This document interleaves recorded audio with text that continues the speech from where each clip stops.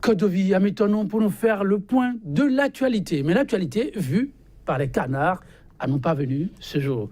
Kodovi Ameitonou, bonjour. Bonjour Joël Tondji, bonjour également à nos amis téléspectateurs. Comment se présente-t-elle la une des journaux ce matin? La une, c'est Yaïboni qui est également revenu, mais c'est Foufa Bourou aussi qui a fait son comeback après 7 mois d'exil.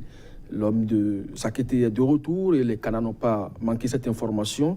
Et la grève aussi au niveau du secteur de l'éducation est passée de 72 heures à pratiquement 96 heures dans la semaine. Donc vous aurez le temps de le constater aussi. On vous laisse plutôt le plateau. Merci. Donc Joël Tondji, on va avec le quotidien Actu Express qui vient donc en grand titre chassé de son propre pays par la ruse et la rage. Sefoufa Bourou regagne sa terre natale après 7 mois d'exil et puis retour triomphal de l'ancien président de la République sur la scène politique. Le Bénin révélé fait regretter Yahi aux Béninois, une triste réalité qui mérite un véritable changement de gouvernance. Et parlant donc de gouvernance, situation, la dépêche du moins nous affiche situation sociale difficile sous la rupture. Les femmes décidées à se rendre au palais pour parler donc à leurs enfants. Patrice Talon et puis non-exécution de la décision 17-262 du 12 décembre 2017 par l'Assemblée nationale.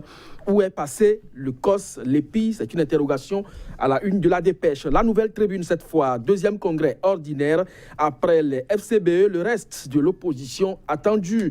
Et puis relations gouvernement-médias, plaidoyer pour une communication plus juste et équitable. L'Afrique en marche après un long séjour en France. Sefoufa Bourou est à Cotonou. Nous l'avons rencontré hier, constate et fait noter l'Afrique en marche. Et puis, les femmes marchent sur la présidence le 20 février prochain. Nous irons voir notre fils Patrice Talon.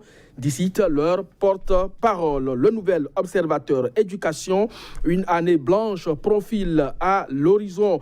Et puis le COS, l'EPI toujours non installé, faute du Parlement. À quel jeu joue Adrien Mbedi branle-bas au niveau de la mairie de Cotonou.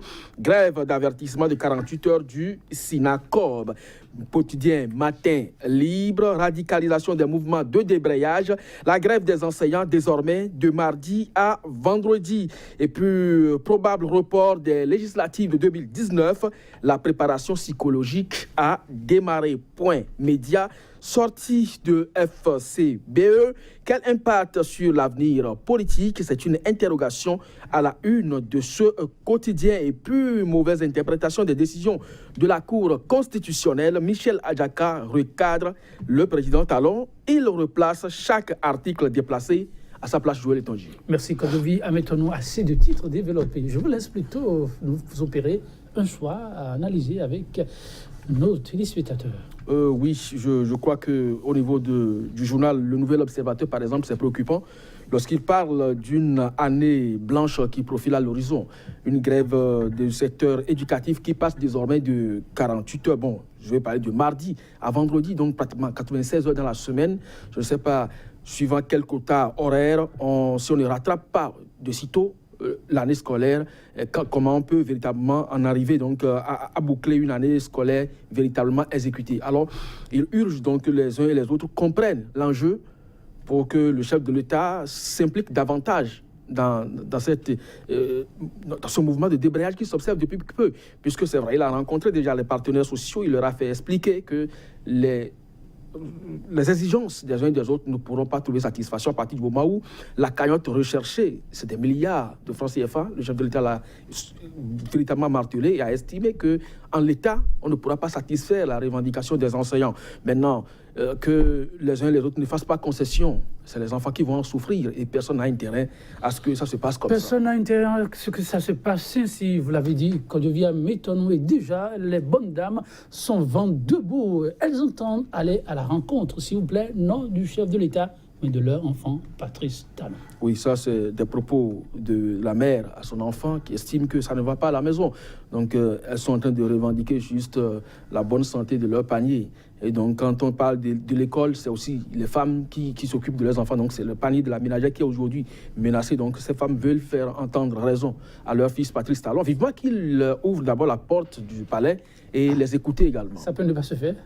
De quoi vous parlez? Ce n'est pas la première fois que le chef de l'État a tenté de rencontrer les partenaires sociaux pour qu'à la dernière minute, ils puissent avorter. Mais ici, ce sont ces femmes qui ont émis l'initiative, donc n'attendez pas à ce que ça soit de Togo un acquis. Merci à vous, Kodjoviam Métonou. Mesdames, Messieurs, vous l'avez compris, pour la plage.